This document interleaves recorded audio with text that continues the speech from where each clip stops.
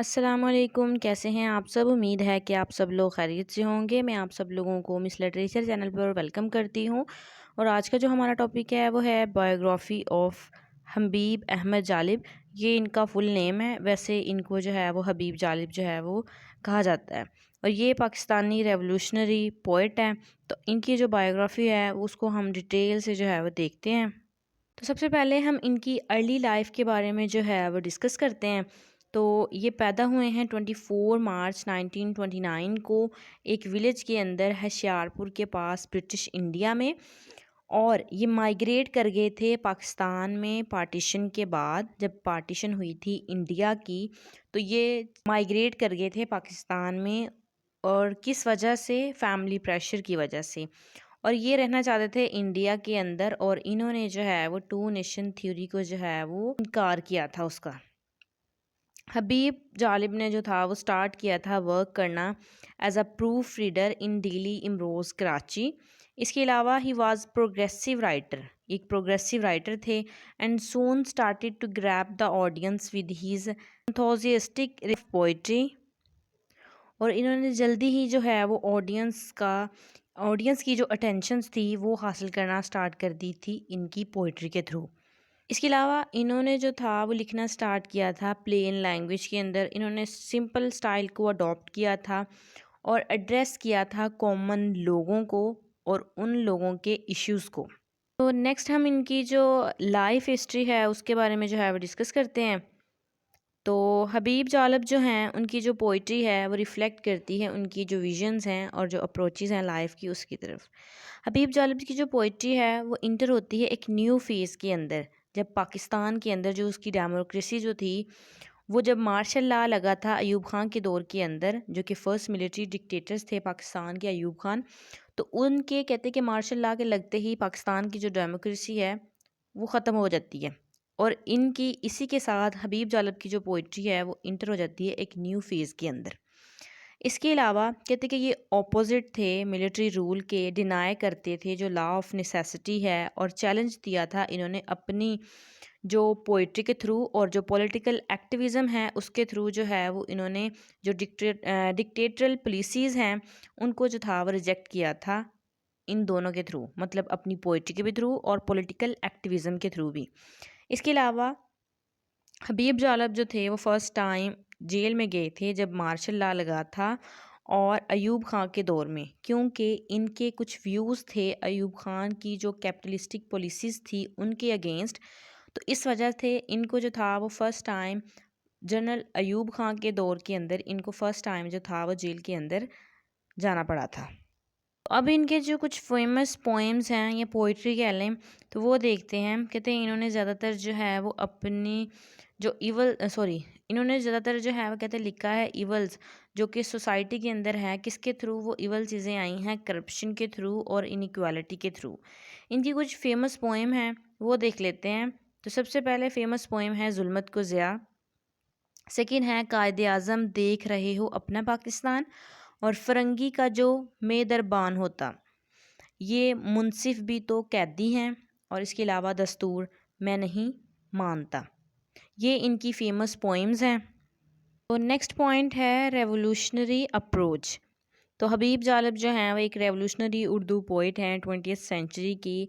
इसके अलावा इनका जो पैशन था इनके वर्ड्स के पीछे, स्टाइल जो था इनका जो डिलीवर करते थे अपनी पोइम्स को उनके पीछे, और इनका जो इमोशंस थे और एनर्जी जो एसोसिएट करती थी किसके साथ, sensitivity of socio political perspective के साथ, जिसने क्या किया था जो ऑडियंस है उनको इवोक किया था। ठीक है। इसके बाद ये well recognise Pakistani revolutionary poet हैं।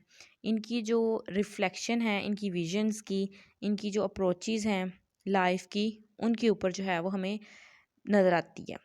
इसके अलावा हबीब जालिब जो हैं वो कहते हैं कि ना सिर्फ रेवोल्यूशनरी पोइट हैं जो कि हम उनकी पोएम्स के थ्रू जो है वो कहते हैं, बल्कि उनकी जो लाइफ जो थी वो खुद भी, उनकी लाइफ भी जो है वो रेवोल्यूशनरी थी। इनकी जो पोइट्री है वो फोकस करती है उस आइडियोलॉजी के ऊपर, और आइडियोलॉजी कौन सी है, जो फेमस रेवोल्यूशनरी मार्क्सिस्ट लेनिस्ट थे उनके ऊपर। मतलब इनकी पोइट्री इस जो मार्क्सिस्ट लेनिस्ट की आइडियोलॉजी है उसके ऊपर फोकस करती है। इसके अलावा exhibits he was a die-hard patriotic Pakistani who served most of his life in Pakistan's jail or on street, being an activist and a politician and a faithful Democrat who fought for martial law, totalitarianism and state operation. कहते हैं कि इनकी जो life है, जो अपनी इन्होंने ज़्यादातर जो लाइफ है वो कहाँ पे सर्व की है, पाकिस्तान जेल के अंदर, स्ट्रीट के अंदर, और कैसे एक्टिविस्ट के तौर पर स्ट्रीट के अंदर और एज अ पॉलिटिशियन के तौर पर। इसके बाद इन्होंने जो है वो जो मार्शल लॉ लगा था पाकिस्तान के अंदर, उसके लिए जो है वो काफ़ी ज़्यादा फ़ाइट की थी। इसके अलावा जो स्टेट ऑपरेशन है उनके ख़िलाफ़ जो है वो इन्होंने फ़ाइट की थी। इसके अलावा इन्होंने अपनी जो वॉइस थी वो रेज़ की थी अगेंस्ट डिक्टेटरशिप और इस्टेब्लिश्ड जो ऑर्डर थे पाकिस्तान के अंदर उनके लिए। इसके अलावा जो हबीब जालिब हैं, उन्होंने जो हाईलाइट किया था कॉमन पीपल्स के डायलेक्ट्स को, और इस वजह से ये फेमस हो गए थे इनकी रेवोल्यूशनरी गज़ल की वजह से। मतलब इन्होंने पाकिस्तान के जो डिफरेंट इश्यूज़ हैं, मतलब जो इनइक्वालिटीज़ हैं, इनजस्टिस है, नेशनलिज्म, पैट्रियटिज़म, डिफरेंट इश्यूज़ के ऊपर जब इन्होंने वॉइस मतलब इसको जब लाउड किया तो उसके थ्रू क्या हुआ, तो काफ़ी ज़्यादा फेमस हो गए थे। इसके बाद है next point, influence on Pakistani politics. तो ये सबसे पहले तो एक दरबारी पोइट नहीं है, और ये जो है ऐसे लगते हैं जैसे कि ये ऑपोजिशन लीडर हैं टू ऑल गवर्नमेंट्स। जो पॉपुलैरिटी थी हबीब जालिब की, वो उनकी उनकी जो पोएम थी दस्तूर, उस वजह से वो काफ़ी ज़्यादा उनको कह लें कि पॉपुलैरिटी मिली थी, क्योंकि उन्होंने ये इसलिए लिखी थी, ये इनका रिस्पॉन्स था जो न्यू कॉन्स्टिट्यूशन आया था जनरल अयूब ख़ान के दौर में 1962 जून का मंथ था। तो उस टाइम पे जब इन्होंने ये पोएम लिखी थी तो उस वक़्त ये काफ़ी ज़्यादा फेमस हो गए थे इस पोएम की वजह से। तो पाकिस्तान के अंदर जो न्यू आइन आया था वो कहते हैं कि पाकिस्तान के लिए एक टर्निंग पॉइंट था, जिसने पाकिस्तान की जो पार्लियामेंट्री डेमोक्रेसी है वो क्या किया था, उसको एक डिक्टेटरल और ऑटोक्रेटिक प्रेसिडेंशियल रूल की तरफ जो है वो चली गई थी। और ये किसने किया था सारा कुछ, ये जनरल अयूब ख़ान की फील्ड के अंदर हुआ था सारा कुछ। इसके अलावा 1964 के अंदर जो हबीब जालिब हैं, इन्होंने सपोर्ट किया था फ़ातिमा जिन्ना को उनकी प्रेसिडेंशियल कैंपेन के लिए, जो कि वो अगेंस्ट कर रही थी अयूब ख़ान के लिए, ठीक है।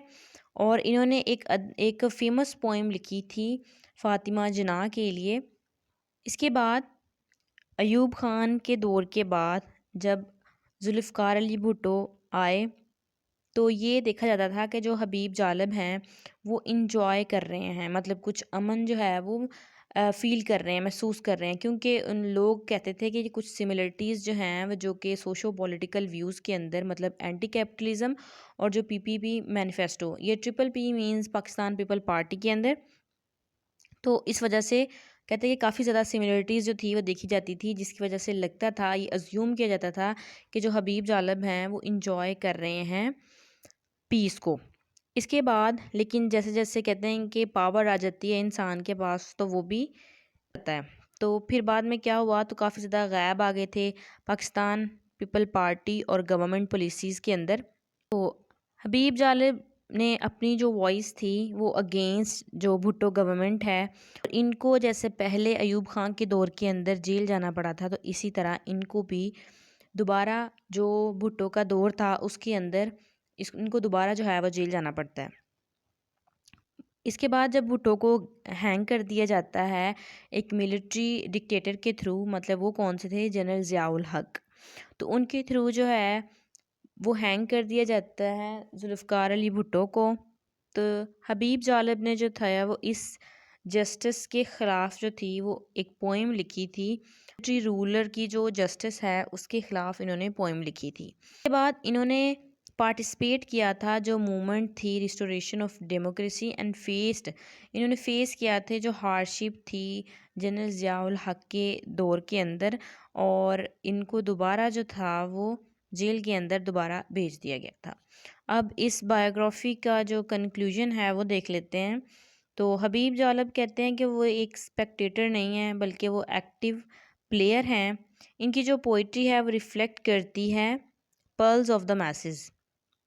इसके अलावा ये ट्रू रिप्रेजेंटेटिव हैं पाकिस्तान के लोगों के, स्पेशली द ओप्रेस्ड मैसेस।